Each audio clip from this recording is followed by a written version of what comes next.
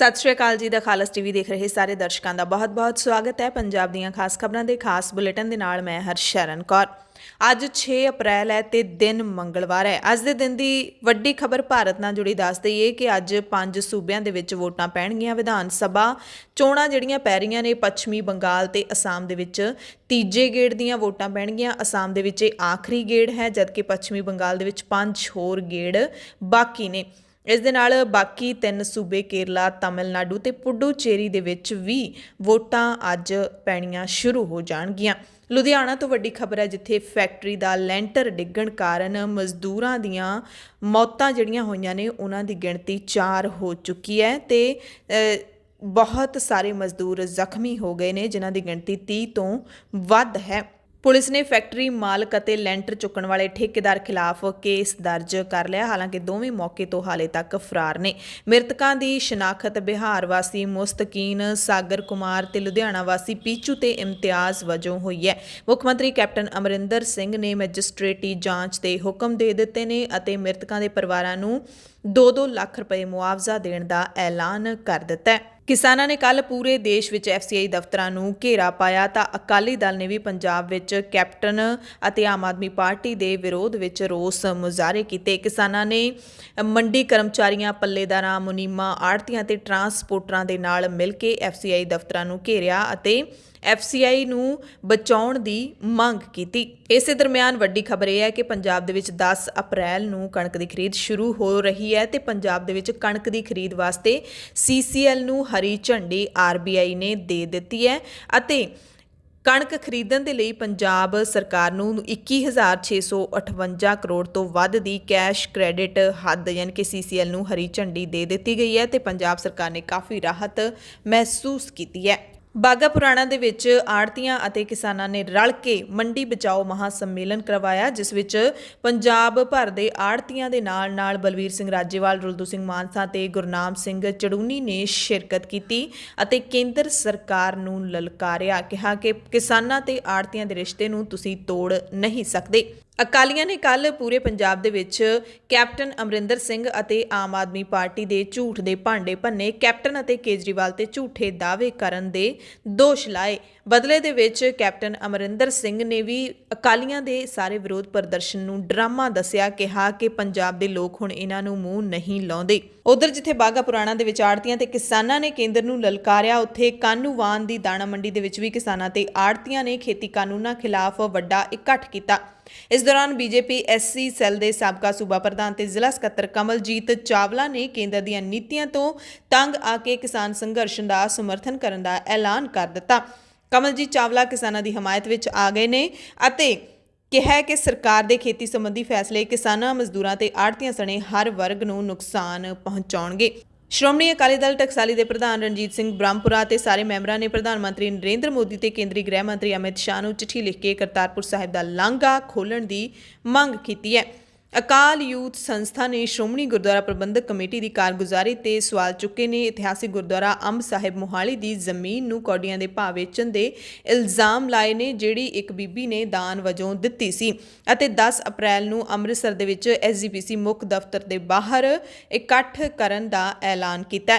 ਪੰਜਾਬ ਦੇ ਵਿੱਚ ਅਵਾਰਾ ਪਸ਼ੂਆਂ ਦੇ ਸਿੰਗਾਂ ਦੇ ਉੱਤੇ ਰਿਫਲੈਕਟਰ ਬੈਂਡ ਲਾਏ ਜਾਣਗੇ। ਪੰਜਾਬ ਦੀ ਮੁੱਖ ਸਕੱਤਰ ਵਿਨੀ ਮਹਾਜਨ ਨੇ ਮੀਟਿੰਗ ਦੇ ਵਿੱਚ ਸਥਾਨਕ ਸਰਕਾਰਾਂ ਵਿਭਾਗ ਤੇ ਪੇਂਡੂ ਵਿਕਾਸ ਤੇ ਪੰਚਾਇਤ ਵਿਭਾਗ ਨੂੰ ਹਦਾਇਤ ਕੀਤੀ ਹੈ ਕਿ ਅਵਾਰਾ ਪਸ਼ੂਆਂ ਦੇ ਸਿੰਗਾਂ ਤੇ ਰਿਫਲੈਕਟਰ ਰੇਡੀਅਮ ਬੈਂਡ ਲਾਏ ਜਾਣ ਤਾਂ ਜੋ ਸੂਬੇ ਵਿੱਚ ਸੜਕ ਹਾਦਸੇ ਰੋਕੇ ਜਾ ਸਕਣ। ਉਹਨਾਂ ਕਿਹਾ ਕਿ ਕੌਮੀ ਮਾਰਗਾਂ ਤੇ 70% ਦੀ ਸੜਕ ਹਾਦਸੇ ਅਵਾਰਾ ਪਸ਼ੂਆਂ ਕਰਕੇ ਹੀ ਵਾਪਰਦੇ ਨੇ। ਸੋ ਹੁਣ ਤੁਹਾਨੂੰ ਰਾਤ ਨੂੰ ਰਿਫਲੈਕਟਰ ਬੈਂਡ ਸਿਰਾਂ ਦੇ ਉੱਤੇ, ਸਿੰਗਾਂ ਦੇ ਉੱਤੇ ਲੱਗੇ ਹੋਏ ਪਸ਼ੂ ਨੇ ਜਿਹੜੇ ਉਹ ਦਿਖਿਆ ਕਰਨਗੇ ਪੰਜਾਬ ਦੇ ਵਿੱਚ। ਲੋਕ ਇਨਸਾਫ ਪਾਰਟੀ ਦੇ ਪ੍ਰਧਾਨ ਸਿਮਰਜੀਤ ਸਿੰਘ ਬੈਂਸ ਨੇ ਕਿਹਾ ਹੈ ਕਿ ਕੇਂਦਰ ਬੰਧੂਆ ਮਜ਼ਦੂਰਾਂ ਦੇ ਨਾਂ ਤੇ ਪੰਜਾਬੀਆਂ ਨੂੰ ਬਦਨਾਮ ਕਰ ਰਿਹਾ ਹੈ। ਭਾਰਤੀ ਫੌਜ ਪੰਜਾਬ ਦੀ ਲੱਸੀ ਦੀ ਸ਼ੌਕੀਨ ਬਣ ਗਈ ਹੈ ਤੇ ਵੇਰਕਾ ਦੇ ਵੱਲੋਂ ਚਾਲੂ ਮਾਲੀ ਵਰ੍ਹੇ ਦੌਰਾਨ ਭਾਰਤੀ ਫੌਜ ਨੂੰ 16,35,000 ਲੀਟਰ ਲੱਸੀ ਸਪਲਾਈ ਕੀਤੀ ਜਾਵੇਗੀ।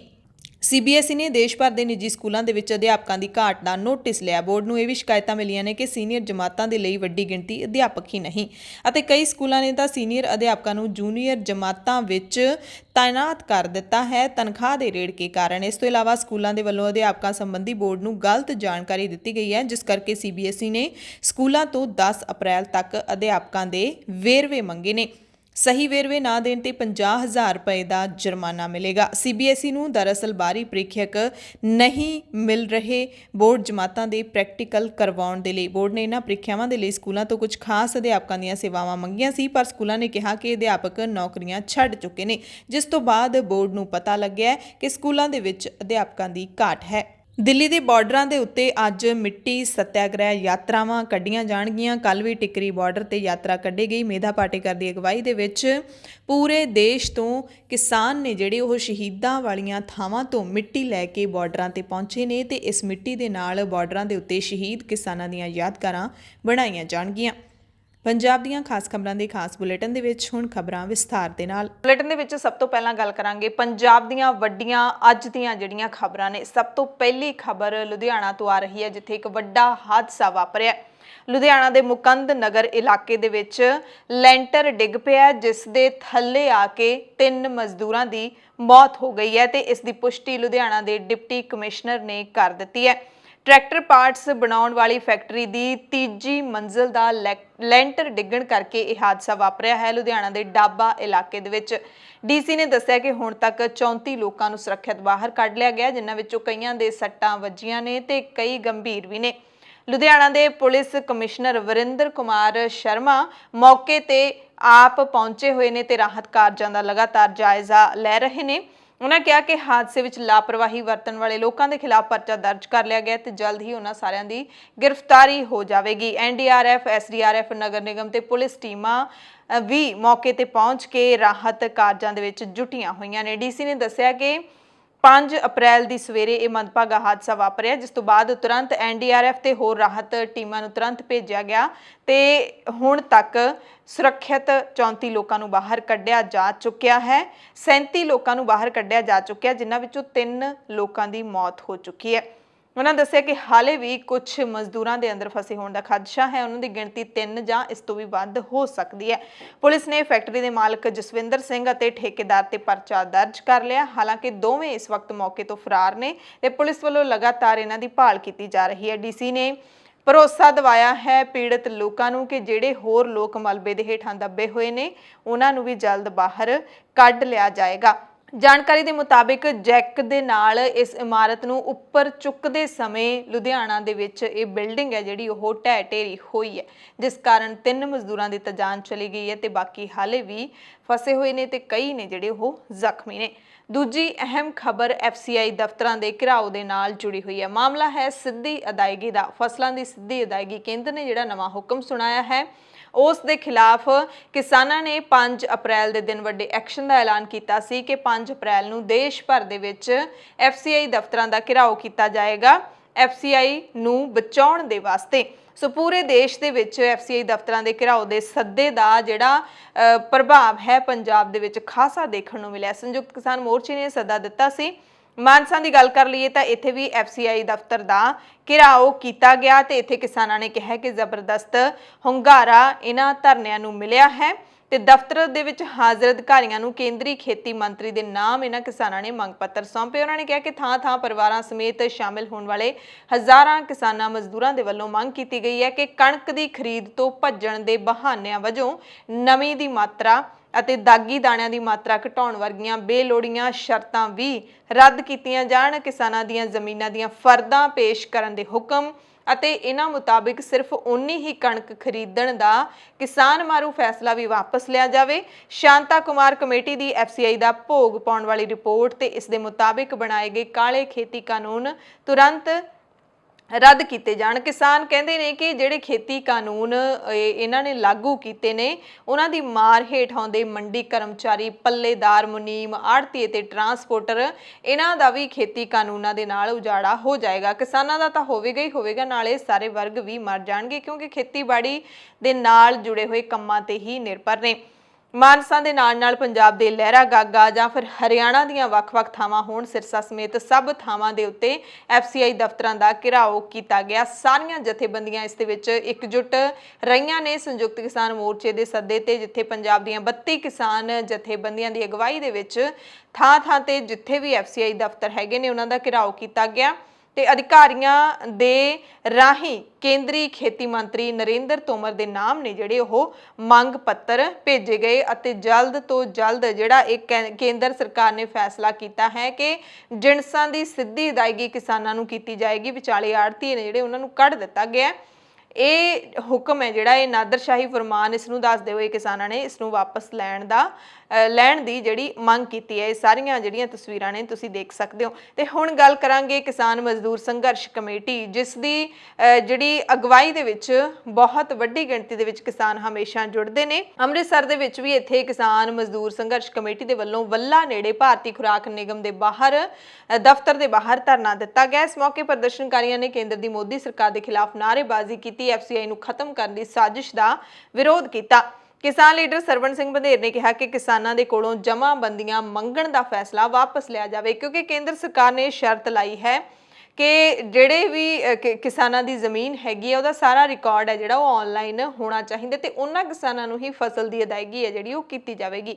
ਪਰ ਪੰਜਾਬ ਦੇ ਵਿੱਚ ਬਹੁਤ ਸਾਰੇ ਬੇਜ਼ਮੀਨੇ ਕਿਸਾਨ ਨੇ ਜਿਹੜੇ ਕਿ ਠੇਕੇ ਤੇ ਲੈ ਕੇ ਖੇਤੀ ਕਰਦੇ ਨੇ, ਉਹਨਾਂ ਕੋਲ ਆਮਦਨ ਦਾ ਕੋਈ ਹੋਰ ਸਾਧਨ ਨਹੀਂ ਹੈ। ਜਿਹੜੇ ਕਿਸਾਨ ਠੇਕੇ ਤੇ ਖੇਤੀ ਕਰਦੇ ਨੇ ਉਹਨਾਂ ਦੇ ਨਾਮ ਤਾਂ ਜ਼ਮੀਨ ਹੀ ਨਹੀਂ ਹੈਗੀ ਤੇ ਉਹਨਾਂ ਨੂੰ ਫਿਰ ਫਸਲ ਦੀ ਅਦਾਇਗੀ ਕਿਵੇਂ ਹੋਵੇਗੀ? ਬਹੁਤ ਗੁੰਝਲਦਾਰ ਤੇ ਪੇਚੀਦਾ ਬਣ ਜਾਵੇਗਾ। ਇਸ ਕਰਕੇ ਕਿਸਾਨ ਇਸ ਦਾ ਵਿਰੋਧ ਨੇ ਜਿਹੜਾ ਉਹ ਕਰ ਰਹੇ ਨੇ। ਬੰਧੇਰ ਨੇ ਕਿਹਾ ਕਿ ਸਿੱਧੀ ਅਦਾਇਗੀ ਕਿਸਾਨਾਂ ਨੂੰ ਕਰਨ ਦਾ ਫੈਸਲਾ ਰੱਦ ਜਲਦ ਕੀਤਾ ਜਾਵੇ ਤੇ ਲੋੜੀਂਦਾ ਬਾਰਦਾਨਾ ਵੀ ਮੰਡੀਆਂ ਦੇ ਵਿੱਚ ਮੁਹੱਈਆ ਕਰਵਾਇਆ ਜਾਵੇ, ਯਾਨੀ ਕਿ ਬੋਰੀਆਂ ਹੁੰਦੀਆਂ ਨੇ ਜਿਨ੍ਹਾਂ ਦੇ ਵਿੱਚ ਜਿਣਸ ਪੈਂਦੀ ਉਹਨੂੰ ਬਾਰਦਾਨਾ ਕਹਿੰਦੇ ਨੇ, ਉਹ ਲੋੜੀਂਦੀ ਮਾਤਰਾ ਵਿੱਚ ਮੁਹੱਈਆ ਕਰਵਾਉਣ ਦੀ ਮੰਗ ਹੈ ਜਿਹੜੀ ਉਹ ਕੀਤੀ ਹੈ। ਇਸੇ ਦਰਮਿਆਨ ਪੰਜਾਬ ਦੇ ਮੁੱਖ ਮੰਤਰੀ ਕੈਪਟਨ ਅਮਰਿੰਦਰ ਸਿੰਘ ਨੇ ਵੀ ਪ੍ਰਧਾਨ ਮੰਤਰੀ ਨਰਿੰਦਰ ਮੋਦੀ ਨੂੰ ਚਿੱਠੀ ਲਿਖੀ ਹੈ। ਚਿੱਠੀ ਲਿਖ ਕੇ ਮੁਲਾਕਾਤ ਦਾ ਸਮਾਂ ਮੰਗਿਆ ਹੈ। ਕੈਪਟਨ ਅਮਰਿੰਦਰ ਸਿੰਘ ਨੇ ਲਿਖਿਆ ਹੈ ਕਿ ਕੇਂਦਰ ਦਾ ਖੁਰਾਕ ਤੇ ਜਨਤਕ ਵੰਡ ਵਿਭਾਗ ਫਸਲਾਂ ਦੀ ਖਰੀਦ ਲਈ ਪੈਸੇ ਸਿੱਧੇ ਤੌਰ ਤੇ ਕਿਸਾਨਾਂ ਦੇ ਬੈਂਕ ਖਾਤੇ ਵਿੱਚ ਟ੍ਰਾਂਸਫਰ ਕਰਨਾ ਚਾਹੁੰਦਾ ਹੈ, ਜਦਕਿ ਪੰਜਾਬ ਸਰਕਾਰ ਫਸਲ ਦੀ ਕੀਮਤ ਆੜ੍ਹਤੀਆਂ ਦੇ ਰਾਹੀਂ ਕਿਸਾਨਾਂ ਨੂੰ ਦੇਣ ਦੇ ਹੱਕ ਵਿੱਚ ਹੈ। ਕੈਪਟਨ ਨੇ ਚਿੱਠੀ ਲਿਖੀ ਹੈ ਕਿ ਪ੍ਰਧਾਨ ਮੰਤਰੀ ਨਰਿੰਦਰ ਮੋਦੀ ਇਸ ਮਾਮਲੇ ਵਿੱਚ ਦਖਲ ਦੇਣ, ਇਸ ਕਰਕੇ ਮੈਂ ਤੁਹਾਨੂੰ ਮਿਲਣਾ ਚਾਹੁੰਦਾ ਹਾਂ। ਉਹਨਾਂ ਨੇ ਕਿਹਾ ਕਿ ਕਣਕ ਦੀ ਖਰੀਦ ਸ਼ੁਰੂ ਹੋਣ 'ਚ ਸਿਰਫ 4 ਦਿਨ ਬਾਕੀ ਨੇ, ਕਿਉਂਕਿ 10 ਤਰੀਕ ਨੂੰ ਪੰਜਾਬ ਦੇ ਵਿੱਚ ਕਣਕ ਦੀ ਖਰੀਦ ਸ਼ੁਰੂ ਹੋ ਜਾਏਗੀ, 10 ਅਪ੍ਰੈਲ ਨੂੰ। ਪਰ ਕੇਂਦਰ ਤੇ ਪੰਜਾਬ ਸਰਕਾਰ ਦੇ ਵਿਚਾਲੇ ਜਿਹੜਾ ਇਹ ਰੇੜਕਾ ਹੈ ਉਹ ਖਤਮ ਹੋਣ ਦਾ ਨਾਮ ਨਹੀਂ ਲੈ ਰਿਹਾ, ਉਹ ਲਗਾਤਾਰ ਚੱਲ ਰਿਹਾ ਹੈ। ਕੈਪਟਨ ਨੇ ਲਿਖਿਆ ਕਿ ਇਸ ਤੋਂ ਪਹਿਲਾਂ ਕਿ ਕਿਸਾਨਾਂ ਦੀਆਂ ਫਸਲਾਂ ਦੀ ਖਰੀਦ ਦੇ ਪੈਸੇ ਨੂੰ ਲੈ ਕੇ ਪੰਜਾਬ 'ਚ ਹਾਲਾਤ ਕੰਟਰੋਲ ਤੋਂ ਬਾਹਰ ਹੋ ਜਾਣ, ਮੈਂ ਤੁਹਾਨੂੰ ਮਿਲਣਾ ਚਾਹੁੰਦਾ ਤੇ ਸਭ ਕੁਝ ਸਮਝਾਉਣਾ ਚਾਹੁੰਦਾ। ਕਿਹਾ ਕਿ ਕੇਂਦਰ ਨੂੰ ਕਿਸਾਨਾਂ, ਆੜ੍ਹਤੀਆਂ ਤੇ ਲੇਬਰ ਤੋਂ ਸਲਾਹ ਕੀਤੇ ਬਿਨਾਂ ਅਜਿਹਾ ਇੱਕ ਪਾਸੜ ਫੈਸਲਾ ਨਹੀਂ ਲੈਣਾ ਚਾਹੀਦਾ ਸੀ ਤੇ ਹਾਈਕੋਰਟ ਦਾ ਹੁਕਮ ਵੀ ਇਹ ਕਹਿੰਦਾ ਹੈ ਕਿ ਕਿਸਾਨ ਆਪਣੀ ਫਸਲ ਦੀ ਕੀਮਤ ਲੈਣ ਦੇ ਲਈ ਸੁਤੰਤਰ ਹੈ। ਸੋ ਕੈਪਟਨ ਨੇ ਜਿਹੜੀ ਅਪੀਲ ਕੀਤੀ ਹੈ ਕਿ ਮੈਂ ਮੋਦੀ ਜੀ ਨੂੰ ਸਮਝਾਉਣਾ ਚਾਹੁੰਦਾ ਤੇ ਮੋਦੀ ਜੀ ਤੋਂ ਹੀ ਟਾਈਮ ਮੰਗਿਆ ਹੈ। ਤਾਂ ਦੇਖਦੇ ਹਾਂ ਕਿ ਕੀ ਕੈਪਟਨ ਨੂੰ ਸਮਾਂ ਮਿਲ ਜੂਗਾ, ਕਿਉਂਕਿ ਜਦੋਂ ਖੇਤੀ ਕਾਨੂੰਨ ਲਾਗੂ ਹੋਏ ਨੇ ਉਸ ਤੋਂ ਬਾਅਦ ਕੈਪਟਨ ਨੇ ਕਈ ਵਾਰੀ ਮੋਦੀ ਤੱਕ ਸੁਨੇਹੇ ਭੇਜੇ ਨੇ, ਪ੍ਰਧਾਨ ਮੰਤਰੀ ਤੱਕ, ਕਿ ਮੈਨੂੰ ਮਿਲਣ ਦਾ ਸਮਾਂ ਦਿਓ, ਪਰ ਕਦੇ ਵੀ ਕੈਪਟਨ ਨੂੰ ਪ੍ਰਧਾਨ ਮੰਤਰੀ ਮੋਦੀ ਨਾਲ ਮਿਲਣ ਦਾ ਸਮਾਂ ਹੀ ਨਹੀਂ ਮਿਲਿਆ। ਪੰਜਾਬ ਇੱਕ ਅਹਿਮ ਸੂਬਾ ਹੈ ਭਾਰਤ ਦਾ, ਉਸ ਸੂਬੇ ਦੇ ਮੁੱਖ ਮੰਤਰੀ ਨੂੰ ਪ੍ਰਧਾਨ ਮੰਤਰੀ ਨਾਲ ਮਿਲਣ ਦਾ ਸਮਾਂ ਹੀ ਨਹੀਂ ਦਿੱਤਾ ਜਾ ਰਿਹਾ। ਉਧਰ ਕੈਪਟਨ ਅਮਰਿੰਦਰ ਸਿੰਘ ਨੇ ਕਿਹਾ ਕਿ ਮੈਂ ਪੰਜਾਬ ਨੂੰ ਮੁੰਬਈ ਨਹੀਂ ਬਣ ਦਿਆਂਗਾ। ਮਹਾਰਾਸ਼ਟਰ ਦੇ ਵਿੱਚ ਕਿਉਂਕਿ ਕਰੋਨਾ ਵਾਇਰਸ ਦੇ ਬਹੁਤ ਜ਼ਿਆਦਾ ਮਾਮਲੇ ਆ ਰਹੇ ਨੇ, ਹਾਲਾਂਕਿ ਜਿਹੜੇ ਪੰਜਾਬ ਸਮੇਤ ਹੋਰ ਸੂਬੇ ਨੇ ਜਿਨ੍ਹਾਂ ਦੇ ਵਿੱਚ ਜ਼ਿਆਦਾ ਕੇਸ ਆ ਰਹੇ ਨੇ, ਪੰਜਾਬ ਦਾ ਨਾਮ ਵੀ ਉਸ ਸੂਚੀ ਦੇ ਵਿੱਚ ਸ਼ਾਮਿਲ ਹੈ, ਪਰ ਫਿਰ ਵੀ ਕੈਪਟਨ ਅਮਰਿੰਦਰ ਸਿੰਘ ਕਹਿੰਦੇ ਨੇ ਕਿ ਮੈਂ ਮੁੰਬਈ ਵਰਗੇ ਹਾਲਾਤ ਨਹੀਂ ਬਣ ਦਿਆਂਗਾ, ਕਿਉਂਕਿ ਮਹਾਰਾਸ਼ਟਰ ਦੇ ਵਿੱਚ ਮੁੱਖ ਮੰਤਰੀ ਉद्धਵ ਠਾਕਰੇ ਨੇ ਲਾਕਡਾਊਨ ਦਾ ਵੀ ਐਲਾਨ ਕਰ ਦਿੱਤਾ ਹੈ ਤੇ ਕੈਪਟਨ ਕਹਿ ਰਹੇ ਨੇ ਕਿ ਤੁਸੀਂ ਨਿਯਮਾਂ ਦੀ ਪਾਲਣਾ ਕਰੋ। ਮੈਂ ਨਹੀਂ ਚਾਹੁੰਦਾ ਕਿ ਪੰਜਾਬ ਦੇ ਵਿੱਚ ਕੇਸ ਵਧਣ ਤੇ ਸਾਨੂੰ ਕੋਈ ਸਖਤ ਕਦਮ ਚੁੱਕਣ ਲਈ ਮਜਬੂਰ ਹੋਣਾ ਪਏ। ਮੁੱਖ ਮੰਤਰੀ ਕੈਪਟਨ ਅਮਰਿੰਦਰ ਸਿੰਘ ਨੇ ਬੰਧੂਆ ਮਜ਼ਦੂਰਾਂ ਦੇ ਮਸਲੇ ਤੇ ਵੀ ਕੇਂਦਰ ਵੱਲੋਂ ਲਾਏ ਜਿਹੜੇ ਇਲਜ਼ਾਮ ਹੈਗੇ ਨੇ ਉਹਨਾਂ ਨੂੰ ਗਲਤ ਦੱਸਿਆ ਹੈ। ਗ੍ਰਹਿ ਮੰਤਰਾਲੇ ਦੀ ਚਿੱਠੀ ਤੇ ਕੈਪਟਨ ਅਮਰਿੰਦਰ ਸਿੰਘ ਬੋਲੇ ਨੇ ਕਿ ਪੰਜਾਬ ਦੇ ਕਿਸਾਨਾਂ ਨੂੰ ਬਦਨਾਮ ਕੀਤਾ ਜਾ ਰਿਹਾ ਹੈ। ਕੇਂਦਰ ਸਰਕਾਰ ਦੀ ਆਲੋਚਨਾ ਕਰਦਿਆਂ ਕੈਪਟਨ ਨੇ ਕਿਹਾ ਕਿ ਸੂਬੇ ਦੇ ਕਿਸਾਨਾਂ ਬਾਰੇ ਗਲਤ ਜਾਣਕਾਰੀ ਫੈਲਾਈ ਜਾ ਰਹੀ ਹੈ ਤੇ ਕੈਪਟਨ ਅਮਰਿੰਦਰ ਸਿੰਘ ਨੇ ਗ੍ਰਹਿ ਮੰਤਰਾਲੇ ਵੱਲੋਂ ਪੰਜਾਬ ਦੇ ਖੇਤਾਂ ਵਿੱਚ ਬੰਧੂਆ ਮਜ਼ਦੂਰਾਂ ਤੋਂ ਕੰਮ ਲੈਣ ਦੇ ਲਾਏ ਇਲਜ਼ਾਮਾਂ ਨੂੰ ਜਾਂਚ ਤੋਂ ਬਾਅਦ ਪੜਤਾਲ ਤੋਂ ਬਾਅਦ ਪੂਰੀ ਤਰ੍ਹਾਂ ਨਾਲ ਰੱਦ ਕਰ ਦਿੱਤਾ ਹੈ। ਕੈਪਟਨ ਨੇ ਉਲਟਾ ਵਾਰ ਕਰਦਿਆਂ ਕਿਹਾ ਹੈ ਕਿ ਕੇਂਦਰ ਸਰਕਾਰ ਜਿਹੜੇ ਦੋਸ਼ ਲਾ ਰਹੀ ਹੈ ਉਹ ਸਿਰਫ ਕੂੜ ਪ੍ਰਚਾਰ ਹੈ। BSF ਦੇ ਹਵਾਲੇ ਨਾਲ ਗ੍ਰਹਿ ਮੰਤਰਾਲੇ ਨੇ ਮੁੱਖ ਸਕੱਤਰ ਪੰਜਾਬ ਨੂੰ ਚਿੱਠੀ ਲਿਖੀ ਸੀ ਕਿ ਪੰਜਾਬ ਦੇ ਕਿਸਾਨ ਬਿਹਾਰ ਤੇ ਯੂਪੀ ਦੇ ਪ੍ਰਵਾਸੀ ਮਜ਼ਦੂਰਾਂ ਨੂੰ ਲਿਆ ਕੇ ਬੰਧੂਆ ਮਜ਼ਦੂਰ ਬਣਾ ਕੇ ਉਹਨਾਂ ਤੋਂ ਖੇਤਾਂ ਦਾ ਕੰਮ ਕਰਾਉਂਦੇ ਨੇ ਤੇ ਮੁੱਖ ਮੰਤਰੀ ਨੇ ਕਿਹਾ ਕਿ ਕੇਂਦਰ ਦੀ ਇਹ ਚਿੱਠੀ ਕਿਸਾਨਾਂ ਦੇ ਅਕਸ ਨੂੰ ਢਾਹ ਲਾਉਣ ਦਾ ਯਤਨ ਹੈ। ਹਾਲਾਂਕਿ ਪਿਛਲੇ ਦਿਨੀ ਕੇਂਦਰੀ ਗ੍ਰਹਿ ਮੰਤਰਾਲੇ ਨੇ ਇਹ ਸਪਸ਼ਟ ਵੀ ਕਰ ਦਿੱਤਾ ਸੀ ਕਿ ਅਸੀਂ ਕਿਸਾਨਾਂ ਦਾ ਇੱਕ ਵਾਰੀ ਵੀ ਜ਼ਿਕਰ ਨਹੀਂ ਕੀਤਾ, ਪਰ ਉਹਨਾਂ ਨੇ ਬੰਧੂਆ ਮਜ਼ਦੂਰ ਜ਼ਰੂਰ ਲਿਖਿਆ ਸੀ। ਤੇ ਜਿਹੜੀ ਪੜਤਾਲ ਹੋਈ ਹੈ ਉਸ ਦੇ ਵਿੱਚ ਵੀ ਇਹ ਸਾਹਮਣੇ ਆਇਆ ਕਿ ਜਿਹੜੀ BSF ਨੇ ਕੇਂਦਰ ਨੂੰ ਰਿਪੋਰਟ ਭੇਜੀ ਹੈ ਉਸ ਦੇ ਵਿੱਚ ਬੰਧੂਆ ਮਜ਼ਦੂਰ ਸ਼ਬਦ ਦਾ ਜ਼ਿਕਰ ਹੀ ਨਹੀਂ ਕੀਤਾ ਗਿਆ। ਤੇ ਫਿਰ ਗ੍ਰਹਿ ਮੰਤਰਾਲੇ ਨੇ ਇਹ ਸ਼ਬਦ ਕਿੱਧਰੋਂ ਕੱਢ ਲਿਆਂਦਾ। ਤੇ ਮੁੱਖ ਮੰਤਰੀ ਨੇ ਵੀ ਕਿਹਾ ਕਿ ਕੇਂਦਰੀ ਪੱਤਰ ਦੇ ਤੱਥਾਂ ਦੇ ਮੁਤਾਬਿਕ BSF ਅਧਿਕਾਰੀਆਂ ਵੱਲੋਂ ਨਾ ਹੀ ਇਹ ਅੰਕੜੇ ਤੇ ਨਾ ਹੀ ਇਹ ਰਿਪੋਰਟ ਹੈ ਜਿਹੜੀ ਉਹ ਜਮ੍ਹਾਂ ਕਰਵਾਈ ਗਈ ਹੈ। ਕੈਪਟਨ ਨੇ ਕਿਹਾ ਕਿ ਸਾਰੇ 58 ਕੇਸਾਂ ਦੀ ਡੂੰਘਾਈ ਦੇ ਨਾਲ ਅਸੀਂ ਜਾਂਚ ਕਰ ਲਈ ਹੈ, ਦੋਸ਼ਾਂ ਵਾਲਾ ਕੁਝ ਵੀ ਸਾਹਮਣੇ ਨਹੀਂ ਆਇਆ।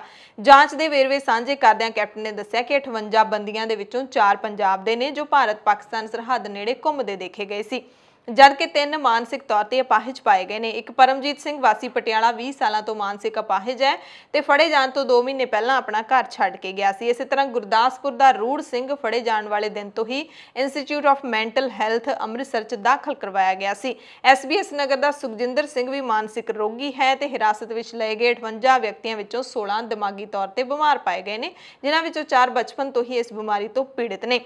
BSF ਵੱਲੋਂ ਫੜੇ ਗਏ 3 ਵਿਅਕਤੀਆਂ ਦੀ ਪਛਾਣ ਉਹਨਾਂ ਦੀ ਮਾਨਸਿਕ ਸਥਿਤੀ ਦੇ ਕਾਰਨ ਕੀਤੀ ਹੀ ਨਹੀਂ ਜਾ ਸਕੀ। ਸੋ ਕੇਂਦਰ ਸਰਕਾਰ ਨੇ ਜਿਹੜਾ ਇਹ ਇਲਜ਼ਾਮ ਲਾਇਆ ਹੈ ਸਰਾਸਰ ਝੂਠਾ ਹੈ। 5 ਅਪ੍ਰੈਲ ਨੂੰ ਜਿੱਥੇ ਕਿਸਾਨਾਂ ਦੇ ਸੱਦੇ ਤੇ FCI ਦਫ਼ਤਰਾਂ ਦਾ ਘਿਰਾਓ ਕੀਤਾ ਗਿਆ ਪੰਜਾਬ ਸਮੇਤ ਦੇਸ਼ ਦੀਆਂ ਵੱਖ-ਵੱਖ ਥਾਵਾਂ ਤੇ, ਉੱਥੇ ਹੀ ਸ਼੍ਰੋਮਣੀ ਅਕਾਲੀ ਦਲ ਨੇ ਵੀ ਪੰਜਾਬ ਦੇ ਵਿੱਚ ਰੋਸ ਮੁਜ਼ਾਹਰੇ ਕੀਤੇ ਕੈਪਟਨ ਅਮਰਿੰਦਰ ਸਿੰਘ ਦੇ ਖਿਲਾਫ, ਉਹਨਾਂ ਦੀ ਸਰਕਾਰ ਦੇ ਖਿਲਾਫ। ਪੰਜਾਬ ਮੰਗਦਾ ਜਵਾਬ ਮੁਹਿੰਮ ਹੈ ਜਿਹੜੀ ਉਹ ਸ਼੍ਰੋਮਣੀ ਅਕਾਲੀ ਦਲ ਨੇ ਚਲਾਈ ਹੋਈ ਹੈ ਤੇ ਇਸ ਮੁਹਿੰਮ ਦੇ ਤਹਿਤ ਸੂਬੇ ਭਰ ਦੇ ਵਿੱਚ ਕੈਪਟਨ ਸਰਕਾਰ ਤੇ ਆਮ ਆਦਮੀ ਪਾਰਟੀ ਦੇ ਖਿਲਾਫ ਰੋਸ ਪ੍ਰਦਰਸ਼ਨ ਕੀਤਾ ਗਿਆ। ਅਕਾਲੀ ਲੀਡਰਾਂ ਨੇ ਕਿਹਾ ਕਿ ਬਿਜਲੀ ਦਰਾਂ ਘੱਟ ਹੋਣ ਦੀ ਬਜਾਏ ਇਹ ਪਹਿਲਾਂ ਹੀ ਦੁੱਗਣੀਆਂ ਹੋ ਗਈਆਂ ਨੇ ਤੇ ਹਰ ਮਹੀਨੇ ਇਹਨਾਂ ਵਿੱਚ ਹੋਰ ਵਾਧਾ ਹੋ ਰਿਹਾ ਹੈ। ਇਹ ਨਾ ਸਿਰਫ ਧੋਖਾ ਹੈ ਬਲਕਿ ਆਮ ਪੰਜਾਬੀਆਂ ਦੀਆਂ ਤਕਲੀਫਾਂ ਤੇ ਸਭ ਤੋਂ ਮਾੜਾ ਅਣਮਨੁੱਖੀ ਵਿਵਹਾਰ ਹੈ। ਗੁਰਦਾਸਪੁਰ ਦੇ ਵਿੱਚ ਵੀ ਪੰਜਾਬ ਮੰਗਦਾ ਜਵਾਬ ਦੇ ਤਹਿਤ ਅਕਾਲੀ ਦਲ ਨੇ ਧਰਨਾ ਦਿੱਤਾ, ਜਿੱਥੇ ਜ਼ਿਲ੍ਹਾ ਪ੍ਰਧਾਨ ਗੁਰਬਚਨ ਸਿੰਘ ਬੱਬੇਹਾਲੀ ਦੇ ਵੱਲੋਂ ਡਾਕਖਾਨਾ ਚੌਂਕ ਦੇ ਵਿੱਚ ਆਮ ਆਦਮੀ ਪਾਰਟੀ ਤੇ ਕਾਂਗਰਸ ਸਰਕਾਰ ਦੇ ਖਿਲਾਫ ਨਾਅਰੇਬਾਜ਼ੀ ਕੀਤੀ ਗਈ। ਭੁਲੱਥ ਦੇ ਵਿੱਚ ਵੀ ਪੰਜਾਬ ਮੰਗਦਾ ਜਵਾਬ ਮੁਹਿੰਮ ਦੇ ਤਹਿਤ ਅਕਾਲੀ ਦਲ ਦੇ ਵੱਲੋਂ ਰੈਲੀ ਕੀਤੀ ਗਈ ਤੇ ਇੱਥੇ ਇਸ ਰੈਲੀ ਦੀ ਅਗਵਾਈ ਹੈ ਜਿਹੜੀ ਸ਼੍ਰੋਮਣੀ ਅਕਾਲੀ ਦਲ ਦੇ ਪ੍ਰਧਾਨ ਸੁਖਬੀਰ ਸਿੰਘ ਬਾਦਲ ਤੇ SGPC ਦੀ ਪ੍ਰਧਾਨ ਬੀਬੀ ਜਗੀਰ ਕੌਰ ਦੇ ਵੱਲੋਂ ਕੀਤੀ ਗਈ। ਬੀਬੀ ਜਗੀਰ ਕੌਰ ਇਸ ਹਲਕੇ ਤੋਂ ਵਿਧਾਇਕ ਦੀਆਂ ਚੋਣਾਂ ਲੜ ਚੁੱਕੀ ਹੈ ਤੇ ਇਸ ਹਲਕੇ ਦੇ ਵਿੱਚ ਪਹੁੰਚ ਕੇ ਸੁਖਬੀਰ ਸਿੰਘ ਬਾਦਲ ਨੇ ਹਾਲਾਂਕਿ ਕਿਸੇ ਵੀ ਉਮੀਦਵਾਰ ਦਾ ਐਲਾਨ ਨਹੀਂ ਕੀਤਾ ਹੈ ਜਿਵੇਂ ਕਿ ਉਹ ਹਰ ਵਾਰ ਕਰਦੇ ਨੇ, ਪਰ ਇੱਥੇ ਨਹੀਂ ਕੀਤਾ ਗਿਆ। ਪਰ ਇੱਕ ਦਾਅਵਾ ਉਹਨਾਂ ਨੇ ਕੀਤਾ ਕਿ ਝੂਠ ਦੀ ਬੁਨਿਆਦ ਤੇ ਟਿਕੀ ਪੰਜਾਬ ਦੀ ਕਾਂਗਰਸ ਸਰਕਾਰ ਕੁਝ ਹੀ ਦਿਨਾਂ ਦੀ ਮਹਿਮਾਨ ਹੈ ਤੇ ਇਸ ਰੈਲੀ ਦੇ ਪ੍ਰਬੰਧ ਦੇ ਲਈ ਪਾਰਟੀ ਦੀ ਲੀਡਰਸ਼ਿਪ ਤੇ ਵਰਕਰ ਸਭ ਨੂੰ ਅਕਾਲੀ ਦਲ ਨੇ ਵਧਾਈ ਦਿੱਤੀ। ਸੁਖਬੀਰ ਬਾਦਲ ਨੇ ਕਿਹਾ ਕਿ ਝੂਠੀਆਂ ਸੌਹਾਂ ਖਾ ਕੇ ਝੂਠ ਦੇ ਸਹਾਰੇ ਹੀ ਸਰਕਾਰ ਚਲਾਈ ਗਈ ਹੈ ਤੇ ਹੁਣ 1 ਸਾਲ ਰਹਿ ਗਿਆ, ਵੱਡੇ ਵੱਡੇ ਐਲਾਨ ਕੈਪਟਨ ਸਾਹਿਬ ਕਰ ਰਹੇ ਨੇ, ਪਰ ਹੁਣ ਪੰਜਾਬ ਦੇ ਲੋਕ ਸਰਕਾਰ ਨੂੰ ਚੱਲਦਾ ਕਰਨ ਦੇ ਲਈ ਉਤਾਵਲੇ ਨੇ। ਸੁਖਬੀਰ ਬਾਦਲ ਨੇ ਵੱਡਾ ਦਾਅਵਾ ਕੀਤਾ ਕਿ 2022 ਦੇ ਵਿੱਚ ਮੁੜ ਤੋਂ ਅਕਾਲੀ ਦਲ ਦੀ ਸਰਕਾਰ ਬਣਨ ਜਾ ਰਹੀ ਹੈ। ਤੇ ਜੇ ਮੁੱਖ ਮੰਤਰੀ ਕੈਪਟਨ ਅਮਰਿੰਦਰ ਸਿੰਘ ਦੀ ਗੱਲ ਕਰ ਲਈਏ ਤਾਂ ਉਹਨਾਂ ਨੇ ਜੋ ਅਕਾਲੀਆਂ ਦੇ ਵੱਲੋਂ ਰੋਸ ਪ੍ਰਦਰਸ਼ਨ ਕੀਤੇ ਗਏ 5 ਅਪ੍ਰੈਲ ਨੂੰ ਪੂਰੇ ਪੰਜਾਬ ਦੇ ਵਿੱਚ ਇਹਨਾਂ ਨੂੰ ਡਰਾਮਾ ਕਰਾਰ ਦਿੱਤਾ ਹੈ।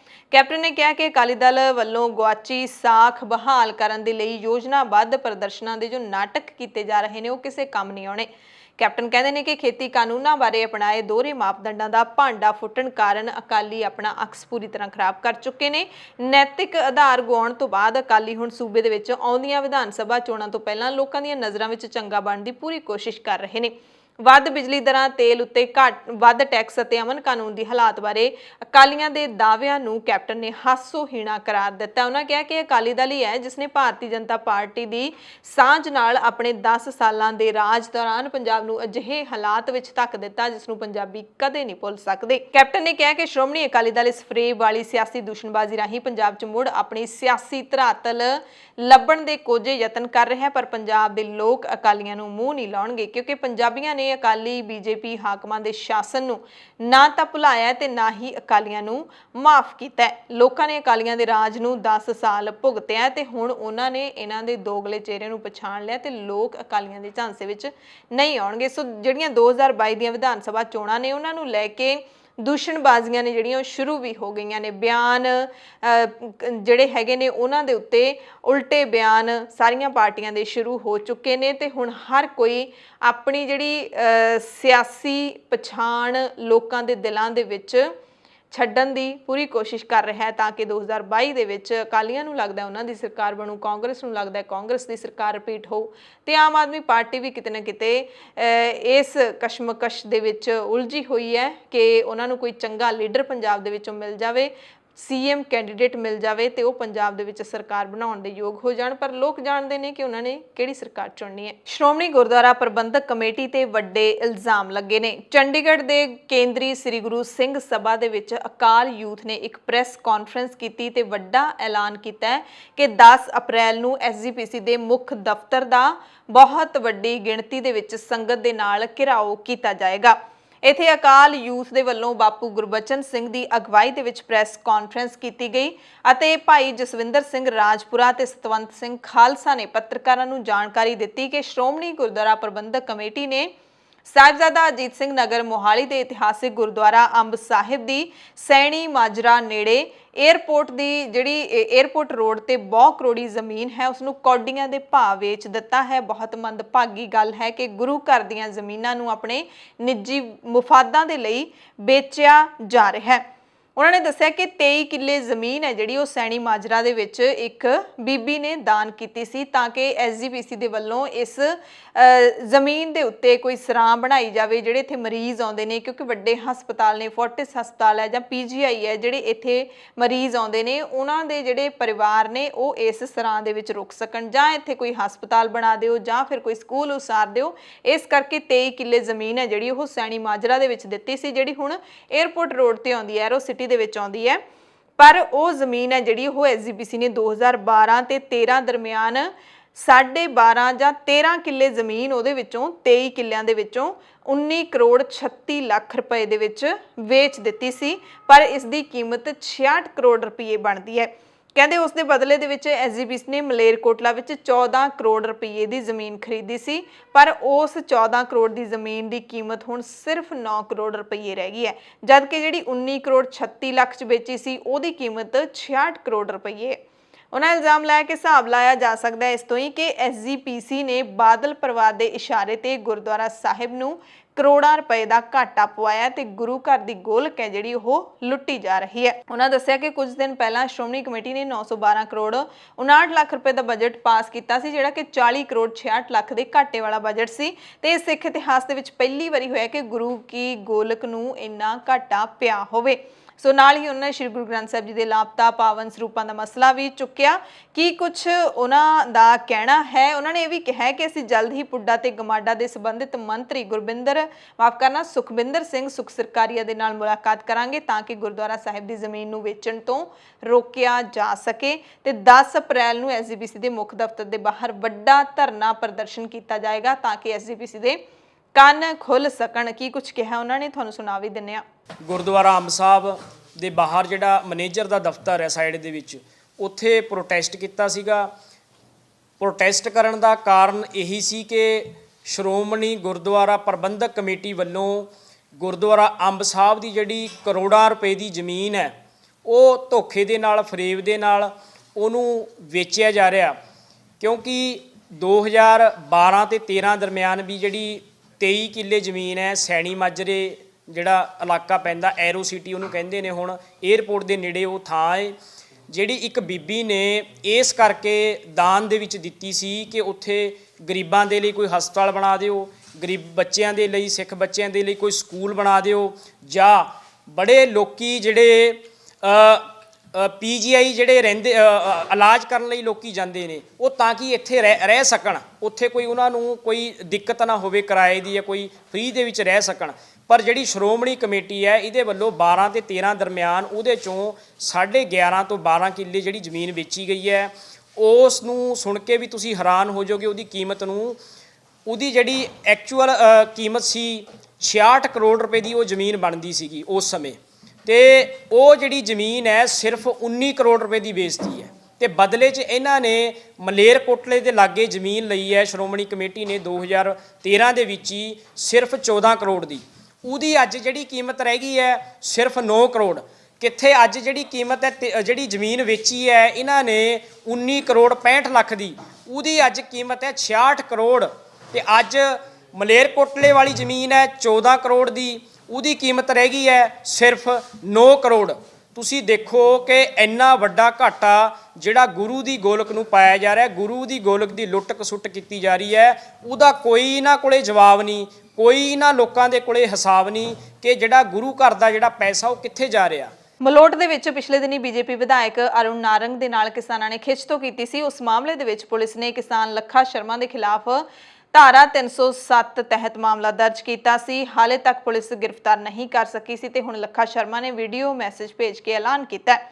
ਲੱਖਾ ਸ਼ਰਮਾ ਨੇ ਕਿਹਾ ਵੀਡੀਓ ਰਾਹੀਂ ਕਿ ਉਹ ਮਲੋਟ ਸ਼ਹਿਰ ਦੇ ਬਠਿੰਡਾ ਚੌਂਕ ਤੇ ਪਹੁੰਚ ਕੇ ਗ੍ਰਿਫਤਾਰੀ ਦੇਵੇਗਾ। ਇਸ ਵਕਤ ਉਸਨੇ ਸਾਰੇ ਕਿਸਾਨ ਲੀਡਰਾਂ ਨੂੰ ਪਹੁੰਚਣ ਦੀ ਅਪੀਲ ਵੀ ਕੀਤੀ ਹੈ। ਲੱਖਾ ਨੇ ਇਹ ਵੀ ਦੱਸਿਆ ਕਿ ਹਮਲੇ ਤੋਂ ਬਾਅਦ ਉਹ ਦਿੱਲੀ ਵਿੱਚ ਸੀ। ਇਸ ਤੋਂ ਪਹਿਲਾਂ ਪੰਜਾਬ ਪੁਲਿਸ ਕਈ ਕਿਸਾਨ ਲੀਡਰਾਂ ਨੂੰ ਗ੍ਰਿਫਤਾਰ ਕਰ ਚੁੱਕੀ ਹੈ, ਜਿਨ੍ਹਾਂ ਦੀ ਗ੍ਰਿਫਤਾਰੀ ਦਾ ਕਿਸਾਨ ਲੀਡਰ ਵਿਰੋਧ ਕਰ ਰਹੇ ਨੇ ਤੇ ਪ੍ਰਦਰਸ਼ਨ ਵੀ ਕਰ ਰਹੇ ਨੇ। ਇਸੇ ਦਰਮਿਆਨ ਇਹ ਵੀ ਜਾਣਕਾਰੀ ਮਿਲ ਰਹੀ ਹੈ ਕਿ ਇਸੇ ਮਾਮਲੇ ਦੇ ਵਿੱਚ 5 ਹੋਰ ਕਿਸਾਨਾਂ ਨੇ ਪੁਲਿਸ ਕੋਲ ਪਹੁੰਚ ਕੇ ਖੁਦ ਗ੍ਰਿਫਤਾਰੀ ਦਿੱਤੀ ਹੈ। 27 ਮਾਰਚ ਨੂੰ ਮਲੋਟ ਦੇ ਵਿੱਚ ਬੀਜੇਪੀ ਵਿਧਾਇਕ ਅਰੁਣ ਨਾਰੰਗ ਦੀ ਖਿੱਚਤੂ ਕਰਨ ਦੇ ਮਾਮਲੇ ਵਿੱਚ ਨਾਮਜ਼ਦ ਵਿਅਕਤੀਆਂ ਦੀ ਗ੍ਰਿਫਤਾਰੀ ਦੇ ਲਈ ਪੁਲਿਸ ਦੇ ਵੱਲੋਂ ਜਿਹੜੀ ਛਾਪੇਮਾਰੀ ਸ਼ੁਰੂ ਕੀਤੀ ਗਈ ਹੈ, ਉਸ ਦੇ ਉਲਟ ਸੰਯੁਕਤ ਕਿਸਾਨ ਮੋਰਚੇ ਦੇ ਫੈਸਲੇ ਤੇ BKU ਸਿੱਧੂਪੁਰ ਨੇ ਇਸ ਐਕਸ਼ਨ ਵਿੱਚ ਸ਼ਾਮਲ ਕਿਸਾਨਾਂ ਨੂੰ ਖੁਦ ਹੀ ਪੁਲਿਸ ਕੋਲ ਪੇਸ਼ ਹੋਣ ਦੀ ਸਲਾਹ ਦਿੱਤੀ ਸੀ ਤਾਂ ਜੋ ਪੁਲਿਸ ਨਾਜਾਇਜ਼ ਕਿਸੇ ਕਿਸਾਨ ਨੂੰ ਤੰਗ ਪਰੇਸ਼ਾਨ ਨਾ ਕਰੇ। ਤੇ ਹੁਣ ਜਿਹੜੇ ਕਿਸਾਨ ਉਸ ਖਿੱਚਤੂ ਦੇ ਵਿੱਚ ਸ਼ਾਮਲ ਸੀ ਉਹ ਖੁਦ ਹੀ ਆਪਣੀਆਂ ਗ੍ਰਿਫਤਾਰੀਆਂ ਦੇ ਰਹੇ ਨੇ, ਕਿਉਂਕਿ ਪਿਛਲੇ ਦਿਨ ਅਜਿਹੀਆਂ ਖਬਰਾਂ ਸਾਹਮਣੇ ਆਈਆਂ ਸੀ ਕਿ ਪੁਲਿਸ ਇਸ ਇਲਾਕੇ ਦੇ ਉਹਨਾਂ ਬਜ਼ੁਰਗ ਕਿਸਾਨਾਂ ਨੂੰ ਵੀ ਗ੍ਰਿਫਤਾਰ ਕਰ ਰਹੀ ਹੈ ਜਿਹੜੇ ਬਿਮਾਰੀਆਂ ਦੇ ਮਰੀਜ਼ ਨੇ, ਜਿਹੜੇ ਘਰੋਂ ਬਾਹਰ ਨਹੀਂ ਨਿਕਲਦੇ, ਜਿਹੜੇ ਉਸ ਵਕਤ ਮੌਜੂਦ ਹੀ ਨਹੀਂ ਸੀ। ਸੋ BKU ਸਿੱਧੂਪੁਰ ਨੇ ਇਹ ਫੈਸਲਾ ਲਿਆ ਸੀ ਕਿ ਆਪਣੇ ਆਪ ਜਿਹੜੇ ਕਿਸਾਨ ਹੈਗੇ ਨੇ ਉਹ ਜਾ ਕੇ ਗ੍ਰਿਫਤਾਰੀਆਂ ਦੇਣਗੇ ਤੇ ਇਸ ਤਹਿਤ 21 ਕਿਸਾਨਾਂ ਨੇ ਆਪਣੇ ਆਪ ਨੂੰ ਪੁਲਿਸ ਦੇ ਕੋਲ ਪੇਸ਼ ਕਰ ਦਿੱਤਾ ਹੈ। ਪਹਿਲਾਂ ਗ੍ਰਿਫਤਾਰ ਕੀਤੇ ਗਏ 4 ਕਿਸਾਨਾਂ ਸਮੇਤ ਗਿਣਤੀ 25 ਹੋ ਗਈ ਹੈ। ਭਾਰਤੀ ਕਿਸਾਨ ਯੂਨੀਅਨ ਸਿੱਧੂਪੁਰ ਦੇ ਪੰਜਾਬ ਪ੍ਰਧਾਨ ਜਗਜੀਤ ਸਿੰਘ ਡੱਲੇਵਾਲਾ ਦੀ ਅਗਵਾਈ ਦੇ ਵਿੱਚ 5 ਕਿਸਾਨ ਲਖਨਪਾਲ ਸ਼ਰਮਾ, ਕੁਲਵਿੰਦਰ ਸਿੰਘ ਦਾਨੇਵਾਲਾ, ਕੁਲਦੀਪ ਸਿੰਘ ਈਨਾ ਖੇੜਾ, ਜਸਮੇਲ ਸਿੰਘ ਤੇ ਸੰਦੀਪ ਸਿੰਘ ਨੇ ਆਪਣੇ ਆਪ ਨੂੰ ਪੁਲਿਸ ਦੇ ਮੂਹਰੇ ਪੇਸ਼ ਕੀਤਾ ਤੇ ਉਹਨਾਂ ਦੇ ਸਮਰਥਨ ਵਿੱਚ ਵੱਡੀ ਗਿਣਤੀ ਵਿੱਚ ਕਿਸਾਨ ਹਾਜ਼ਰ ਸਨ, ਜਿਨ੍ਹਾਂ ਨੇ ਗ੍ਰਿਫਤਾਰੀਆਂ ਦੇਣ ਗਏ ਕਿਸਾਨਾਂ ਤੇ ਕਿਸਾਨ ਅੰਦੋਲਨ ਦੇ ਹੱਕ ਵਿੱਚ ਨਾਰੇ ਲਾਏ। ਇਸ ਮੌਕੇ ਡੱਲੇਵਾਲ ਨੇ ਚੇਤਾਵਨੀ ਵੀ ਦਿੱਤੀ ਕਿ ਹੁਣ ਕਿਸਾਨ ਆਪਣੇ ਆਪ ਨੂੰ ਖੁਦ ਪੇਸ਼ ਕਰ ਰਹੇ ਨੇ ਪੁਲਿਸ ਦੇ ਮੂਹਰੇ, ਤਾਂ ਜੇ ਹੁਣ ਪੁਲਿਸ ਨੇ ਕੋਈ ਵਧੀਕੀ ਕੀਤੀ ਕਿਸੇ ਕਿਸਾਨ ਦੇ ਨਾਲ ਤਾਂ ਸਾਡੀ ਯੂਨੀਅਨ ਇਸ ਦਾ ਤਿੱਖਾ ਵਿਰੋਧ ਕਰੇਗੀ। ਮਿੱਟੀ ਸੱਤਿਆਗ੍ਰਹਿ ਯਾਤਰਾ ਦੀ ਗੱਲ ਕਰ ਲਈ ਤਾਂ 5 ਤੇ 6 ਅਪ੍ਰੈਲ ਨੂੰ ਇਹ ਯਾਤਰਾ ਜਿਹੜੀ ਹੈਗੀ ਆ ਉਹ ਸਿੰਘੂ, ਟਿੱਕਰੀ ਤੇ ਗਾਜ਼ੀਪੁਰ ਬਾਰਡਰ ਤੇ ਪਹੁੰਚ ਰਹੀ ਹੈ।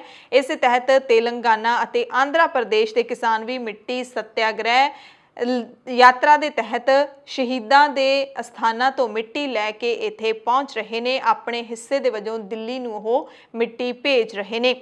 ਰਾਇਥੂ ਸਵਰਾਜੀਆ ਵੇਦਿਕਾ ਟੀਮ ਸਵੇਰੇ ਹੈਦਰਾਬਾਦ ਦੇ 150 ਪਿੰਡਾਂ ਤੋਂ ਮਿੱਟੀ ਲੈ ਕੇ ਦਿੱਲੀ ਵੱਲ ਨੂੰ ਰਵਾਨਾ ਹੋਈ। ਕਿਰਨ ਵਿਸਾ, ਕਾਂਡਾਲ ਰੈਡੀ, ਪੀ ਸ਼ੰਕਰ ਸਾਗਰਿਕਾ ਤੇ ਇਸ਼ਵਈਆ ਦੀ ਇਹ ਟੀਮ ਹੈ ਜਿਹੜੀ ਦਿੱਲੀ ਪਹੁੰਚੇਗੀ ਤੇ ਫਿਰ ਗਾਜ਼ੀਪੁਰ ਸਰਹੱਦ ਦੇ ਉੱਤੇ ਜਿਹੜੀ ਯਾਤਰਾ ਹੋਣੀ ਹੈ ਉਸ ਵਿੱਚ ਸ਼ਾਮਿਲ ਹੋਵੇਗੀ। ਫਿਰ ਸਿੰਘੂ ਸਰਹੱਦ ਦੇ ਉੱਤੇ ਮਿੱਟੀ ਸੱਤਿਆਗ੍ਰਹਿ ਯਾਤਰਾ ਦੇ ਵਿੱਚ ਸ਼ਾਮਿਲ ਹੋਵੇਗੀ। यूपी ਦੇ ਗੈਂਗਸਟਰ ਅਤੇ ਉਥੋਂ ਦੇ BSP ਵਿਧਾਇਕ ਮੁਖਤਾਰ ਅੰਸਾਰੀ ਆਖਿਰਕਾਰ 5 ਅਪ੍ਰੈਲ ਨੂੰ ਆਪਣੇ ਸੂਬੇ ਦੇ ਵਿੱਚ ਪਹੁੰਚ ਜਾਣਗੇ, ਕਿਉਂਕਿ ਪੰਜਾਬ ਸਰਕਾਰ ਨੇ ਜਾਣਕਾਰੀ ਨਸ਼ਰ ਕਰ ਦਿੱਤੀ ਹੈ। ਖਾਸ ਕਰਕੇ ਗ੍ਰਹਿ ਮੰਤਰਾਲੇ ਨੇ ਇਹ ਜਿਹੜੀ ਜਾਣਕਾਰੀ ਹੈ ਜਿਹੜੀ ਉਹ ਦੇ ਦਿੱਤੀ ਹੈ ਕਿ ਮੁਖਤਾਰ ਅੰਸਾਰੀ ਨੂੰ 5 ਅਪ੍ਰੈਲ ਨੂੰ UP ਭੇਜਿਆ ਜਾ ਰਿਹਾ ਹੈ। ਇਸੇ ਦਰਮਿਆਨ ਇਹ ਵੀ ਜਾਣਕਾਰੀ ਮਿਲ ਰਹੀ ਹੈ ਕਿ UP ਨੰਬਰ ਦੀ ਐਂਬੂਲੈਂਸ ਜਿਸ ਦੇ ਵਿੱਚ ਪੰਜਾਬ ਪੁਲਿਸ ਨੇ ਮੋਹਾਲੀ ਦੀ ਅਦਾਲਤ ਵਿੱਚ ਮੁਖਤਾਰ ਅੰਸਾਰੀ ਨੂੰ ਪੇਸ਼ ਕੀਤਾ ਸੀ, ਉਹ ਐਤਵਾਰ ਰਾਤ ਨੂੰ ਰੂਪਨਗਰ ਜ਼ਿਲ੍ਹੇ ਦੇ ਵਿੱਚ ਚੰਡੀਗੜ੍ਹ ਨੰਗਲ ਹਾਈਵੇ ਦੇ ਉੱਤੇ ਸੜਕ ਕਿਨਾਰੇ ਇੱਕ ਢਾਬੇ ਤੇ ਲਾਵਾਰਿਸ ਹਾਲਤ ਵਿੱਚ ਮਿਲੀ। ਐਂਬੂਲੈਂਸ ਤੇ ਜਾਅਲੀ ਦਸਤਾਵੇਜ਼ਾਂ ਦੇ ਮਾਮਲੇ ਵਿੱਚ ਉੱਤਰ ਪ੍ਰਦੇਸ਼ ਦੇ ਵਿੱਚ FIR ਦਰਜ ਹੈ। ਵਿਦਿਆਰਥੀਆਂ ਦੇ ਨਾਲ ਜੁੜੀ ਅਹਿਮ ਖਬਰ ਹੈ। CBSE ਬੋਰਡ ਨੇ 10ਵੀਂ ਤੇ 12ਵੀਂ ਜਮਾਤ ਦੀ ਬੋਰਡ ਪ੍ਰੀਖਿਆ ਦੇ ਲਈ ਟਾਈਮ ਟੇਬਲ ਜਾਰੀ ਕਰ ਦਿੱਤਾ ਹੈ। CBSE ਦੀਆਂ ਬੋਰਡ ਪ੍ਰੀਖਿਆਵਾਂ 4 ਮਈ 2021 ਤੋਂ ਹੀ ਹੋਣਗੀਆਂ। ਜਿਵੇਂ 10ਵੀਂ ਅਤੇ 12ਵੀਂ ਦੀਆਂ ਕਲਾਸਾਂ ਦੇ ਵੱਖ-ਵੱਖ ਵਿਸ਼ਿਆਂ ਦੇ ਲਈ ਹੋਣ ਵਾਲੀਆਂ ਪ੍ਰੀਖਿਆਵਾਂ ਦੀਆਂ ਤਰੀਕਾਂ ਨੇੜੇ ਆਉਂਦੀਆਂ ਜਾ ਰਹੀਆਂ ਨੇ, ਉਵੇਂ ਅਫਵਾਹਾਂ ਵੀ ਵੱਧਦੀਆਂ ਜਾ ਰਹੀਆਂ ਨੇ। ਸੋਸ਼ਲ ਮੀਡੀਆ ਤੇ ਇੱਕ ਸੁਨੇਹਾ ਵਾਇਰਲ ਕੀਤਾ ਜਾ ਰਿਹਾ ਸੀ ਕਿ CBSE ਇਸ ਬਾਰੇ ਕਰੋਨਾ ਦੇ ਕਰਕੇ ਸਿਰਫ 39 ਵਿਸ਼ਿਆਂ ਦੇ ਹੀ ਪੇਪਰ ਲਏਗੀ, ਮਾਫ ਕਰਨਾ 29 ਵਿਸ਼ਿਆਂ ਦੇ ਹੀ ਪੇਪਰ ਲਏਗੀ। ਇਹਨਾਂ ਅਫਵਾਹਾਂ ਨੂੰ ਹੀ ਧਿਆਨ 'ਚ ਰੱਖਦਿਆਂ CBSE ਬੋਰਡ ਨੇ ਇੱਕ ਨੋਟਿਸ ਜਾਰੀ ਕੀਤਾ ਹੈ ਤੇ ਅਪਡੇਟ ਕੀਤਾ ਸਾਰੇ ਵਿਦਿਆਰਥੀਆਂ ਨੂੰ। ਉਹਨਾਂ ਕਿਹਾ ਕਿ ਪੇਪਰ 4 ਮਈ ਤੋਂ ਹੀ ਸ਼ੁਰੂ ਹੋਣਗੇ। ਕੁਝ ਗੈਰ ਸਮਾਜੀ ਜਿਹੜੇ ਅਨਸਰ ਹੈਗੇ ਨੇ, ਸ਼ਰਾਰਤੀ ਤੱਤ ਨੇ, ਉਹ ਜਾਣਬੁੱਝ ਕੇ CBSE ਦੇ ਜਿਹੜੀਆਂ ਬੋਰਡ ਦੀਆਂ ਜਮਾਤਾਂ ਨੇ 10ਵੀਂ 12ਵੀਂ ਦੀਆਂ, ਉਹਨਾਂ ਦੇ ਪੇਪਰਾਂ ਨੂੰ ਲੈ ਕੇ ਅਫਵਾਹਾਂ ਉਡਾ ਰਹੇ ਨੇ ਤੇ ਵਿਦਿਆਰਥੀ ਇਹਨਾਂ ਅਫਵਾਹਾਂ ਵੱਲ ਧਿਆਨ ਨਾ ਦੇਣ ਤੇ ਗੁੰਮਰਾਹ ਨਾ ਹੋਣ, ਇਹ ਕਿਹਾ ਹੈ ਬੋਰਡ ਨੇ। CBSE 10ਵੀਂ ਅਤੇ 12ਵੀਂ ਜਮਾਤ ਦੇ ਵਿਦਿਆਰਥੀਆਂ ਨੂੰ ਇਹ ਵੀ ਸਲਾਹ ਦਿੱਤੀ ਹੈ ਬੋਰਡ ਨੇ ਕਿ ਉਹ ਬੋਰਡ ਦੀ ਪ੍ਰੀਖਿਆ ਨਾਲ ਸੰਬੰਧਿਤ ਕਿਸੇ ਵੀ ਅਪਡੇਟ ਦੇ ਲਈ CBSE ਦੀ ਅਫੀਸ਼ੀਅਲ ਵੈਬਸਾਈਟ ਨੂੰ ਹੀ ਚੈੱਕ ਕਰਨ। ਬੋਰਡ ਦੇ ਵੱਲੋਂ ਜੇ ਕੋਈ ਵੀ ਤਬਦੀਲੀ ਕੀਤੀ ਜਾਏਗੀ ਡੇਟ ਸ਼ੀਟ ਦੇ ਵਿੱਚ ਤਾਂ ਉਹ ਵੈਬਸਾਈਟ ਦੇ ਉੱਤੇ ਜ਼ਰੂਰ ਅਪਲੋਡ ਕੀਤੀ ਜਾਣੀ ਹੈ। ਇਸ ਕਰਕੇ ਤੁਸੀਂ ਅਫਵਾਹਾਂ ਤੇ ਧਿਆਨ ਨਾ ਦਿਓ। 2 ਫਰਵਰੀ 2021 ਨੂੰ ਜਿਹੜੇ ਕੇਂਦਰੀ ਸਿੱਖਿਆ ਮੰਤਰੀ ਡਾਕਟਰ ਰਮੇਸ਼ ਪੋਖਰਿਆਲ ਨਿਸ਼ੰਕ ਉਹਨਾਂ ਨੇ ਡੇਟ ਸ਼ੀਟ ਜਾਰੀ ਕੀਤੀ ਸੀ ਤੇ ਡੇਟ ਸ਼ੀਟ ਦੇ ਮੁਤਾਬਿਕ 10ਵੀਂ ਤੇ 12ਵੀਂ ਜਮਾਤ ਦੇ ਪੇਪਰ 4 ਮਈ 2021 ਤੋਂ ਸ਼ੁਰੂ ਹੋ ਕੇ 1 ਜੂਨ ਨੂੰ ਖਤਮ ਹੋਣਗੇ ਤੇ ਨਤੀਜੇ ਨੇ ਜਿਹੜੇ ਉਹ 15 ਜੁਲਾਈ ਨੂੰ ਆ ਜਾਣਗੇ। ਇਸੇ ਤਰ੍ਹਾਂ ਹੀ ਇੱਕ ਹੋਰ ਅਫਵਾਹ ਫੈਲ ਰਹੀ ਹੈ ਕਿ ਪੰਜਾਬ ਦੇ ਵਿੱਚ ਜਿਹੜੀ ਮਾਲ ਪਟਵਾਰੀਆਂ ਦੀ ਭਰਤੀ ਲਈ ਪ੍ਰੀਖਿਆ ਹੋ ਰਹੀ ਹੈ ਉਹ ਵੀ ਮੁਲਤਵੀ ਕਰ ਰਹੀ ਹੈ ਕਰੋਨਾ ਦੇ ਕਰਕੇ। ਪਰ Punjab subordinate services selection board ਦੇ ਚੇਅਰਮੈਨ ਰਮਲ ਬਹਿਲ ਨੇ ਜਾਣਕਾਰੀ ਦਿੱਤੀ ਹੈ ਕਿ 2 ਮਈ ਨੂੰ ਮਾਲ ਪਟਵਾਰੀਆਂ ਦੀ ਭਰਤੀ ਲਈ ਪ੍ਰੀਖਿਆ ਜਿਹੜੀ ਹੋਣੀ ਸੀ ਉਹ ਹੋ ਰਹੀ ਹੈ। ਕਰੋਨਾ ਦੀਆਂ ਹਦਾਇਤਾਂ ਦੀ ਪਾਲਣਾ ਕਰਦੇ ਹੋਏ ਇਹ ਪ੍ਰੀਖਿਆ ਕਰਵਾਈ ਜਾਏਗੀ। ਉਹਨਾਂ ਨੇ ਸਪਸ਼ਟ ਕੀਤਾ ਕਿ ਪ੍ਰੀਖਿਆ ਦੇ ਮੁਲਤਵੀ ਕੀਤੇ ਜਾਣ ਸੰਬੰਧੀ ਸੋਸ਼ਲ ਮੀਡੀਆ ਤੇ ਜੋ ਚਿੱਠੀ ਘੁੰਮ ਰਹੀ ਹੈ ਉਹ ਫੇਕ ਹੈ, ਜਾਲੀ ਹੈ। ਬੋਰਡ ਨੇ ਅਜਿਹੀ ਕੋਈ ਚਿੱਠੀ ਜਾਰੀ ਨਹੀਂ ਕੀਤੀ। ਪੰਜਾਬ ਦੇ ਵਿੱਚ ਮਾਲ ਪਟਵਾਰੀਆਂ ਦੀ ਭਰਤੀ ਦੇ ਲਈ ਪੇਪਰ ਹੈ ਜਿਹੜਾ ਉਹ 2 ਮਈ ਨੂੰ ਹੀ ਲਿਆ ਜਾਵੇਗਾ। ਪੰਜਾਬੀ ਲੋਕ ਗਾਇਕ ਦਿਲਜਾਨ ਦੀ ਮ੍ਰਿਤਕ ਦੇਹ ਨੂੰ ਨਮ ਅੱਖਾਂ ਦੇ ਨਾਲ ਉਹਨਾਂ ਦੇ ਜੱਦੀ ਪਿੰਡ ਕਰਤਾਰਪੁਰ ਦੇ ਵਿੱਚ ਅੰਤਿਮ ਵਿਦਾਇਗੀ ਦਿੱਤੀ ਗਈ। ਇਸ ਦੌਰਾਨ ਲੋਕਾਂ ਦਾ, ਉਹਨਾਂ ਦੇ ਪਰਿਵਾਰ ਦਾ, ਮਿੱਤਰਾਂ ਦਾ, ਰਿਸ਼ਤੇਦਾਰਾਂ ਦਾ, ਚਾਹਣ ਵਾਲਿਆਂ ਦਾ ਵੱਡਾ ਇਕੱਠ ਦੇਖਣ ਨੂੰ ਮਿਲਿਆ। ਦਿਲਜਾਨ ਨੂੰ ਸ਼ਰਧਾਂਜਲੀ ਦੇਣ ਦੇ ਲਈ ਕਈ ਨਾਮੀ ਗਾਇਕ ਵੀ ਪਹੁੰਚੇ। ਕੁਲਵਿੰਦਰ ਕੈਲੀ, ਮਾਸਟਰ ਸਲੀਮ, ਖਾਨ ਸਾਹਿਬ, ਦਵਿੰਦਰ ਦਿਆਲਪੁਰੀ ਤੋਂ ਇਲਾਵਾ ਬਹੁਤ ਸਾਰੇ ਪੰਜਾਬੀ ਗਾਇਕ ਨੇ ਜਿਹੜੇ ਉਹ ਪਹੁੰਚੇ ਹੋਏ ਸੀ। ਇਸ ਦੌਰਾਨ ਦਵਿੰਦਰ ਦਿਆਲਪੁਰੀ ਨੇ ਸ਼ਮਸ਼ਾਨ ਘਾਟ ਵਿੱਚ ਦਿਲਜਾਨ ਦੇ ਅੰਤਿਮ ਸੰਸਕਾਰ ਦੀਆਂ ਰਸਮਾਂ ਨਿਭਾਈਆਂ। 29 ਤੇ 30 ਮਾਰਚ ਦੀ ਦਰਮਿਆਨੀ ਰਾਤ ਨੂੰ ਦਿਲਜਾਨ ਜਦੋਂ ਆਪਣੀ SUV ਕਾਰ ਦੇ ਵਿੱਚ ਅੰਮ੍ਰਿਤਸਰ ਤੋਂ ਕਰਤਾਰਪੁਰ ਵੱਲ ਜਾ ਰਿਹਾ ਸੀ ਤਾਂ ਜੰਡਿਆਲਾ ਅਨਾਜ ਮੰਡੀ ਦੇ ਨੇੜੇ ਬਹੁਤ ਦਰਦਨਾਕ ਹਾਦਸਾ ਵਾਪਰਿਆ ਸੀ ਤੇ ਜਿਸ ਵਿੱਚ ਦਿਲਜਾਨ ਦੀ ਮੌਤ ਹੋ ਗਈ ਸੀ। ਕਾਰ ਦੀ ਸਪੀਡ ਕਹਿੰਦੇ ਕਾਫੀ ਤੇਜ਼ ਸੀ। ਪੁਲ ਤੇ ਪਹੁੰਚਣ ਤੇ ਉਸਦੀ ਕਾਰ ਬੇਕਾਬੂ ਹੋ ਗਈ ਤੇ ਡਿਵਾਈਡਰ ਨੂੰ ਟੱਕਰ ਮਾਰਦਿਆਂ ਪਲਟ ਗਈ ਸੀ। ਵੱਡੀ ਖਬਰ ਇੱਕ ਹੋਰ ਮਿਲ ਰਹੀ ਹੈ ਪੰਜਾਬ ਦੇ ਵਿੱਚ ਕਣਕ ਦੀ ਖਰੀਦ ਨੂੰ ਲੈ ਕੇ ਕਿ ਰਿਜ਼ਰਵ ਬੈਂਕ ਆਫ ਇੰਡੀਆ ਨੇ ਪੰਜਾਬ ਸਰਕਾਰ ਨੂੰ 21,658 ਕਰੋੜ ਤੋਂ ਵੱਧ ਦੀ ਰਾਸ਼ੀ ਹੈ ਜਿਹੜੀ ਉਹ ਜਾਰੀ ਕਰ ਦਿੱਤੀ ਹੈ। ਪੰਜਾਬ ਦੇ ਵਿੱਚ ਕਣਕ ਦੀ ਖਰੀਦ ਨੂੰ ਲੈ ਕੇ ਕੈਸ਼ ਕ੍ਰੈਡਿਟ ਲਿਮਿਟ ਹੁੰਦੀ ਹੈ CCL ਜਿਸ ਨੂੰ ਕਹਿੰਦੇ ਨੇ, ਉਹ ਜਾਰੀ ਕਰ ਦਿੱਤੀ ਹੈ RBI ਨੇ, ਜਿਸ ਦੇ ਨਾਲ ਪੰਜਾਬ ਸਰਕਾਰ ਪੰਜਾਬ ਦੇ ਕਿਸਾਨਾਂ ਤੋਂ ਕਣਕ ਦੀ ਖਰੀਦ ਹੈ ਜਿਹੜੀ ਉਹ ਕਰ ਸਕੇਗੀ ਕਿਉਂਕਿ ਪੰਜਾਬ ਦੇ ਵਿੱਚ 10 ਅਪ੍ਰੈਲ ਤੋਂ ਕਣਕ ਦੀ ਖਰੀਦ ਸ਼ੁਰੂ ਹੋ ਰਹੀ ਹੈ। ਤੇ ਇਸ ਵਾਰ ਸੈਂਟਰਲ ਗਵਰਨਮੈਂਟ ਨੇ ਜਿਹੜੀ ਪੰਜਾਬ ਦੀ ਖਰੀਦ ਦਾ MSP ਰੱਖਿਆ, ਯਾਨੀ ਕਿ ਮਿਨੀਮਮ ਸਪੋਰਟ ਪ੍ਰਾਈਸ। MSP ਦਾ ਸਭ ਤੋਂ ਵੱਧ ਰੌਲਾ ਪੈ ਰਿਹਾ ਹੈ ਪਰ ਕਣਕ ਦੀ ਜਿਹੜੀ MSP ਹੈ ਉਹ ਤੈਅ ਕੀਤੀ ਗਈ ਹੈ 1975 ਰੁਪਏ ਪਰ ਕੁਇੰਟਲ, ਜਿਹਦੇ ਵਿੱਚ 50 ਰੁਪਏ ਦਾ ਨਿਗੂਣਾ ਵਾਧਾ ਕੀਤਾ ਗਿਆ ਜਿਹੜੀ ਪਿਛਲੇ ਸਾਲ 1925 ਰੁਪਏ ਪਰ ਕੁਇੰਟਲ ਸੀ। ਸੋ ਕਿਸਾਨ ਆਪਣੀ ਫਸਲ ਨੂੰ 1975 ਰੁਪਏ ਪਰ ਕੁਇੰਟਲ ਦੇ ਹਿਸਾਬ ਨਾਲ ਵੇਚ ਸਕਦੇ ਨੇ। ਅਗਲੀ ਖਬਰ ਹੈ ਕਿ ਪੰਜਾਬ ਦੇ ਬਿਜਲੀ ਖਪਤਕਾਰਾਂ ਦੇ ਲਈ ਹੁਣ ਨਵਾਂ ਸਿਸਟਮ ਲਾਗੂ ਕਰ ਦਿੱਤਾ ਗਿਆ। ਮੋਬਾਈਲ ਫੋਨ ਦੇ ਵਾਂਗ ਬਿਜਲੀ ਮੀਟਰ ਕੰਮ ਕਰਨਗੇ ਤੇ ਬਿੱਲ ਭਰਨ ਦੇ ਲਈ 4 ਘੰਟੇ ਜਿਹੜੇ ਉਹ ਮਿਲਣਗੇ। ਪੰਜਾਬ ਦੇ ਵਿੱਚ ਹੁਣ ਬਿਜਲੀ ਖਪਤਕਾਰਾਂ ਦੇ ਲਈ ਨਵਾਂ ਸਿਸਟਮ ਚਾਲੂ ਹੋਣ ਵਾਲਾ ਹੈ। ਮੋਬਾਈਲ ਦੇ ਵਾਂਗੂ ਤੁਸੀਂ ਆਪਣੇ ਬਿਜਲੀ ਦੇ ਮੀਟਰ ਵੀ ਰੀਚਾਰਜ ਕਰਵਾ ਸਕੋਗੇ। ਸਮਾਰਟ ਬਿਜਲੀ ਮੀਟਰ ਹੁਣ ਪੰਜਾਬ ਦੇ ਵਿੱਚ ਲੱਗਣੇ ਸ਼ੁਰੂ ਹੋ ਜਾਣਗੇ ਤੇ ਬਿਜਲੀ ਦਾ ਮੀਟਰ ਤੇ ਫਿਟਿੰਗ ਸਣੇ ਹਰ ਮੀਟਰ ਦਾ ਕਰੀਬ 7500 ਰੁਪਏ ਦਾ ਖਰਚਾ ਆਉਂਦਾ ਸੀ ਜਿਹੜਾ ਹੁਣ ਪਾਵਰਕਾਮ ਚੁੱਕੇਗਾ। ਪੰਜਾਬ ਦੇ ਪਹਿਲੇ ਫੇਜ਼ ਦੇ ਵਿੱਚ 90,000 ਮੀਟਰ ਲਾਏ ਜਾਣਗੇ। ਸ਼ੁਰੂਆਤ ਲੁਧਿਆਣਾ ਤੇ ਮੋਹਾਲੀ ਤੋਂ ਹੋ ਰਹੀ ਹੈ। 2 ਤਰ੍ਹਾਂ ਦੇ ਮੀਟਰ ਉਪਭੋਗਤਾਵਾਂ ਦੇ ਘਰਾਂ ਦੇ ਵਿੱਚ ਲੱਗਣਗੇ। ਪਹਿਲਾ ਮੀਟਰ ਪ੍ਰੀਪੇਡ, ਦੂਸਰਾ ਪੋਸਟਪੇਡ ਹੋਏਗਾ। ਪ੍ਰੀਪੇਡ ਦੇ ਲਈ ਕਾਰਡ ਬਿਜਲੀ ਦਫ਼ਤਰ ਤੋਂ ਮਿਲੇਗਾ। ਮੋਬਾਈਲ ਫੋਨ ਦੇ ਰੀਚਾਰਜ ਦੀ ਤਰ੍ਹਾਂ ਪੈਸੇ ਜਮ੍ਹਾਂ ਕਰਕੇ ਬਿਜਲੀ ਮਿਲੇਗੀ। ਹਰ ਰੀਚਾਰਜ ਦੀ ਵੈਲਿਡਿਟੀ ਖਤਮ ਹੋਣ ਤੇ 4 ਘੰਟੇ ਦਾ ਸਮਾਂ ਤੁਹਾਨੂੰ ਦਿੱਤਾ ਜਾਏਗਾ, ਯਾਨੀ ਕਿ 4 ਘੰਟੇ ਬਿਜਲੀ ਚੱਲਦੀ ਰਹੇਗੀ। ਫਿਰ ਤੁਸੀਂ ਜਦੋਂ ਰੀਚਾਰਜ ਕਰਵਾ ਲਓਗੇ ਫਿਰ ਬਿਜਲੀ ਜਿਹੜੀ ਆ ਉਹ ਚਾਲੂ ਰਹੇਗੀ, ਨਹੀਂ ਤੇ 4 ਘੰਟੇ ਬਾਅਦ ਬਿਜਲੀ ਤੁਹਾਡੇ ਘਰ ਦੀ ਬੰਦ ਹੋ ਜਾਏਗੀ। ਪ੍ਰੀਪੇਡ ਮੀਟਰ ਨੂੰ ਲੋਕ ਖੁਦ ਰੀਚਾਰਜ ਕਰਵਾਉਣਗੇ। ਤੇ ਜਿਹੜੇ ਪੋਸਟਪੇਡ ਬਿਜਲੀ ਬਿੱਲ ਵਾਲੇ ਮੀਟਰ ਲਾਏ ਜਾਣਗੇ ਇਸ ਦੀ ਰੀਡਿੰਗ ਖੁਦ ਹੀ ਪਾਵਰਕਾਮ ਦੇ ਸਰਵਰ ਦੇ ਵਿੱਚ ਲੋਡ ਹੋ ਜਾਏਗੀ। ਪੋਸਟਪੇਡ ਸਮਾਰਟ ਮੀਟਰ ਵੀ ਆਨਲਾਈਨ ਹੁੰਦੇ ਨੇ। ਪਾਵਰਕਾਮ ਦੇ ਉੱਤਰ ਜ਼ੋਨ ਦੇ ਚੀਫ ਇੰਜੀਨੀਅਰ ਜਨਿੰਦਰ ਦਾਨੀਆ ਨੇ ਕਿਹਾ ਹੈ ਕਿ ਸਮਾਰਟ ਮੀਟਰ ਦਾ ਪੈਸਾ ਜਨਤਾ ਤੋਂ ਵਸੂਲਣ ਦੇ ਹੁਕਮ ਨਹੀਂ ਹਨ, ਸਾਰਾ ਪੈਸਾ ਪਾਵਰਕਾਮ ਹੀ ਦੇਵੇਗਾ। ਤੇ ਹੁਣ 20,000 ਤੋਂ ਜ਼ਿਆਦਾ ਵਾਲੇ ਹਰ ਬਿੱਲ ਦੀ ਰਕਮ ਆਨਲਾਈਨ ਹੀ ਜਮ੍ਹਾਂ ਹੋਵੇਗੀ। ਉਪਭੋਗਤਾ ਨੂੰ 0.25% ਦੀ ਰਿਬੇਟ ਮਿਲੇਗੀ, ਯਾਨੀ ਕਿ ਜੋ ਖਰਚਾ ਆਨਲਾਈਨ ਟ੍ਰਾਂਜੈਕਸ਼ਨ ਉੱਤੇ ਬੈਂਕ ਨੂੰ ਦੇਵੇਗਾ ਉਨਾ ਹੀ ਲਾਹਾ ਪਾਵਰਕਾਮ ਉਸ ਨੂੰ ਦੇ ਕੇ ਖਰਚ ਬਰਾਬਰ ਕਰ ਦੇਵੇਗਾ। ਟ੍ਰੈਫਿਕ ਚਲਾਨ ਭਰਨ ਦੇ ਨਾਲ ਜੁੜੀ ਵੀ ਇੱਕ ਅਹਿਮ ਖਬਰ ਹੈ ਕਿ ਟ੍ਰੈਫਿਕ ਨਿਯਮਾਂ ਦੀ ਉਲੰਘਣਾ ਕਰਨ ਤੋਂ ਬਾਅਦ ਚਲਾਨ ਭਰਨ ਦੇ ਵਿੱਚ ਹੋਣ ਵਾਲੇ ਝੰਜਟਾਂ ਤੋਂ ਛੇਤੀ ਹੀ ਤੁਹਾਨੂੰ ਛੁਟਕਾਰਾ ਮਿਲਣ ਵਾਲਾ ਹੈ। ਹੁਣ ਚਲਾਨ ਭਰਨ ਦੇ ਲਈ ਤੁਹਾਨੂੰ ਅਦਾਲਤਾਂ ਦੇ ਚੱਕਰ ਨਹੀਂ ਕੱਟਣੇ ਪੈਣਗੇ, ਕਿਉਂਕਿ ਜਲਦ ਹੀ ਦੇਸ਼ ਦੇ ਵਿੱਚ ਟ੍ਰੈਫਿਕ ਚਲਾਨ ਲਈ ਈ-ਕੋਡ ਦੀ ਸੁਵਿਧਾ ਸ਼ੁਰੂ ਹੋਣ ਵਾਲੀ ਹੈ, ਜਿਸ ਤੋਂ ਬਾਅਦ ਘਰ ਬੈਠਿਆਂ ਹੀ ਟ੍ਰੈਫਿਕ ਚਲਾਨ ਭਰਿਆ ਜਾ ਸਕਦਾ ਹੈ। ਕੇਂਦਰ ਸਰਕਾਰ ਨੇ ਇਸ ਦੇ ਲਈ 1142 ਕਰੋੜ ਰੁਪਏ ਦਾ ਫੰਡ ਜਾਰੀ ਕੀਤਾ ਹੈ। ਫੰਡ ਨੂੰ ਵੱਖੋ ਵੱਖਰੇ 25 ਸੂਬਿਆਂ ਦੇ ਵਿੱਚ ਵੰਡਿਆ ਗਿਆ ਹੈ। ਕੇਂਦਰ ਸਰਕਾਰ ਦੇ ਵੱਲੋਂ ਈ-ਕੋਡ ਦੀ ਸੁਵਿਧਾ ਲਈ ਜੁਲਾਈ 2021 ਤੱਕ ਦਾ ਅੰਤਿਮ ਸਮਾਂ ਤੈਅ ਕੀਤਾ ਗਿਆ ਹੈ। ਪਾਇਲਟ ਪ੍ਰੋਜੈਕਟ ਵਜੋਂ 6 ਸੂਬਿਆਂ ਤੇ ਕੇਂਦਰ ਸ਼ਾਸਿਤ ਪ੍ਰਦੇਸ਼ਾਂ ਦੇ ਵਿੱਚ 9 ਈ-ਕੋਡ ਚਾਲੂ ਕਰ ਦਿੱਤੇ ਗਏ ਨੇ। ਇਹਨਾਂ ਸੂਬਿਆਂ ਦੇ ਵਿੱਚ 20 ਜਨਵਰੀ 2021 ਤੱਕ ਰਿਕਾਰਡ 41 ਲੱਖ ਤੋਂ ਵੱਧ ਮਾਮਲਿਆਂ ਦਾ ਨਿਬੇੜਾ ਹੋਇਆ। ਰਾਜਧਾਨੀ ਦਿੱਲੀ ਵਿੱਚ ਵੀ 2 ਈ-ਕੋਰਟ ਖੋਲੀਆਂ ਗਈਆਂ ਨੇ। ਟ੍ਰੈਫਿਕ ਨਿਯਮਾਂ ਦੀ ਉਲੰਘਣਾ ਹੋਣ ਤੇ ਪੋਰਟਲ ਦੇ ਵੱਲੋਂ ਵਾਹਨ ਮਾਲਕ ਨੂੰ ਇੱਕ ਮੈਸੇਜ ਭੇਜਿਆ ਜਾਏਗਾ। 24 ਘੰਟਿਆਂ ਦੇ ਅੰਦਰ ਇਸ ਲਿੰਕ ਦੇ ਰਾਹੀਂ ਚਲਾਨ ਦੀ ਅਦਾਇਗੀ ਕਰਨੀ ਹੋਵੇਗੀ। ਤੁਹਾਡਾ ਚਲਾਨ ਕੈਮਰੇ ਜਾਂ ਪੁਲਿਸ ਕਿਸੇ ਵੱਲੋਂ ਵੀ ਕੀਤਾ ਗਿਆ ਹੋਵੇ, ਤੁਸੀਂ ਈ-ਕੋਡ ਰਾਹੀਂ ਇਸ ਦਾ ਭੁਗਤਾਨ ਕਰ ਸਕਦੇ ਹੋ। ਭੁਗਤਾਨ ਕਰਨ ਤੋਂ ਬਾਅਦ ਰਸੀਦ ਤੁਹਾਨੂੰ ਤੁਰੰਤ ਮਿਲ ਜਾਵੇਗੀ। ਦੇਸ਼ ਦੇ ਵਿੱਚ ਰਸੋਈ ਗੈਸ ਸਿਲੰਡਰ ਸਸਤਾ ਹੋ ਗਿਆ। ਤੇਲ ਤੇ ਗੈਸ ਕੰਪਨੀਆਂ Indian oil corporation, Bharat petroleum corporation ਤੇ ਹਿੰਦੁਸਤਾਨ ਪੈਟਰੋਲੀਅਮ ਕਾਰਪੋਰੇਸ਼ਨ ਨੇ ਅਪ੍ਰੈਲ ਦੇ ਮਹੀਨੇ ਰਸੋਈ ਗੈਸ ਦੀਆਂ ਕੀਮਤਾਂ ਵਿੱਚ 10 ਰੁਪਏ ਘੱਟ ਕਰਨ ਦਾ ਫੈਸਲਾ ਲਿਆ। ਹੁਣ ਰਾਜਧਾਨੀ ਦਿੱਲੀ ਤੇ ਮੁੰਬਈ ਦੇ ਵਿੱਚ ਬਿਨਾਂ ਸਬਸਿਡੀ ਵਾਲਾ ਗੈਸ ਸਿਲੰਡਰ 809 ਰੁਪਏ ਦਾ ਮਿਲੇਗਾ ਤੇ ਕੋਲਕਾਤਾ ਦੇ ਵਿੱਚ ਇਸ ਦਾ ਭਾਅ 835 ਰੁਪਏ 50 ਪੈਸੇ ਹੋ ਗਿਆ ਹੈ। ਚੇਨਈ ਦੇ ਵਿੱਚ ਇਹ ਸਿਲੰਡਰ 825 ਰੁਪਏ ਦਾ ਮਿਲੇਗਾ। ਚਾਰੇ ਮੈਟਰੋ ਸ਼ਹਿਰਾਂ ਦੇ ਵਿੱਚ ਸਭ ਤੋਂ ਮਹਿੰਗਾ ਐਲਪੀਜੀ ਸਿਲੰਡਰ ਕੋਲਕਾਤਾ ਦੇ ਵਿੱਚ ਹੈ। ਤੇ ਕਿਉਂਕਿ ਹਰ ਸੂਬੇ ਦੇ ਵਿੱਚ ਰਸੋਈ ਗੈਸ ਸਿਲੰਡਰ ਦੀ ਕੀਮਤ ਹੈ ਜਿਹੜੀ ਉਹ ਵੱਖੋ ਵੱਖਰੀ ਹੁੰਦੀ ਹੈ। ਪੰਜਾਬ ਦੇ ਵਿੱਚ ਰਹਿਣ ਵਾਲੇ ਦੇਖ ਸਕਦੇ ਨੇ ਕਿ ਉਹਨਾਂ ਦੇ ਸਿਲੰਡਰ ਦੇ ਵਿੱਚ ਜਿਹੜਾ ਮੌਜੂਦਾ ਕੀਮਤ ਹੈ ਉਹਦੇ ਵਿੱਚ ਤੁਸੀਂ 10 ਰੁਪਏ ਘਟਾ ਲਓਗੇ ਤਾਂ ਹੁਣ 10 ਰੁਪਏ ਸਸਤਾ ਤੁਹਾਨੂੰ ਸਿਲੰਡਰ ਹਰ ਕਿਤੇ ਮਿਲੇਗਾ। ਕੈਨੇਡਾ ਦੀ ਪੀਆਰ ਲੈਣ ਵਾਲੇ ਚਾਹਵਾਨਾਂ ਦੇ ਲਈ ਖੁਸ਼ਖਬਰੀ ਹੈ ਕਿ ਕੈਨੇਡਾ ਦੇ ਐਕਸਪ੍ਰੈਸ ਵੀਜ਼ਾ ਦੇ 2021 ਦੀ ਪਹਿਲੀ ਤਿਮਾਹੀ ਦੇ ਸਰਕਾਰੀ ਅੰਕੜੇ ਜਾਰੀ ਕਰ ਦਿੱਤੇ ਗਏ ਨੇ। ਰਿਪੋਰਟ ਦੇ ਮੁਤਾਬਿਕ ਇਸ ਸਾਲ ਦੌਰਾਨ ਕੁੱਲ 4,01,000 ਪ੍ਰਵਾਸੀਆਂ ਨੂੰ ਕੈਨੇਡਾ ਦੇ ਵਿੱਚ ਐਕਸਪ੍ਰੈਸ ਐਂਟਰੀ ਮਿਲੇਗੀ।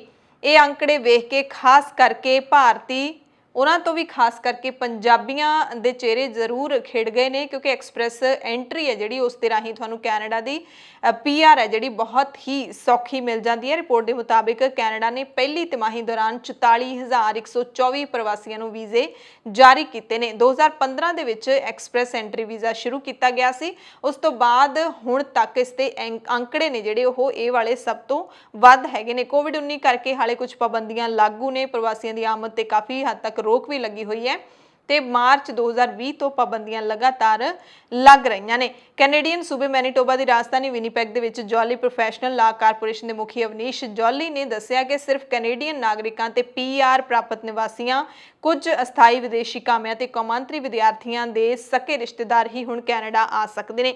ਕੋਵਿਡ ਦੀਆਂ ਪਾਬੰਦੀਆਂ ਹਟਣ ਤੋਂ ਬਾਅਦ ਹਾਲਾਂਕਿ ਸਭ ਕੁਝ ਖੁੱਲ ਜਾਏਗਾ।